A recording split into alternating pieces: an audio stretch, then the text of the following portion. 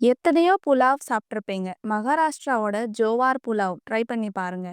இதுக்கு முதல்ல ஜோவார் நல்லா கழுவி 8 மணி நேரம் ஊற வைங்க. அடுத்து குக்கர்ல சேர்த்து தேவையான அளவுக்கு தண்ணி ஊத்தி 1/2 ஸ்பூன் மஞ்சள் தூள், 1/2 ஸ்பூன் உப்பு சேர்த்து வேக வைங்க. 8 விசில் அடிக்கட்டும். ஒரு கடாயில கொஞ்சமா எண்ணெய் சேர்த்து பிரியாணி இலை, ஒரு பட்டை, ஒரு இலைச்சி, 1 ஸ்பூன் ஜீரகம், 1 ஸ்பூன் சோம்பு, பொடியா நறுக்கின வெங்காயம், 1 ஸ்பூன் இஞ்சி பூண்டு பேஸ்ட்டு சேர்த்து நல்லா வதக்கி எடுங்க. நல்லா வதங்கினதுக்கு அப்புறம் பொடியா நறுக்கின கேரட், பீன்ஸ், கேப்சிகம், பட்டாணி, மசாலால 1/2 ஸ்பூன் மஞ்சள் தூள், 1/2 ஸ்பூன் மிளகாய் தூள், 2 ஸ்பூன் பிரியாணி மசாலா, கொஞ்சமா தண்ணி, தேவையான அளவுக்கு உப்பு எல்லாம் சேர்த்து மிக்ஸ் பண்ணி மூடி போட்டு வச்சிருங்க. 10 நிமிஷம் வேகட்டும். காய் எல்லாம் வெந்ததுக்கு அப்புறம் கடைசியா வேக வச்சு எடுத்து வச்சிருந்த ஜோவார் இதுல சேர்த்து நல்லா மிக்ஸ் பண்ணுங்க. ஒரு 5 நிமிஷம் இருக்கட்டும். கடைசியா மல்லி இலை தூவி சர்வ் பண்ணுங்க. சூப்பரான ஜோவார் புலாவ் ரெடி. இது டேஸ்டியாவும் இருக்கும், ஹெல்தியாவும் இருக்கும்.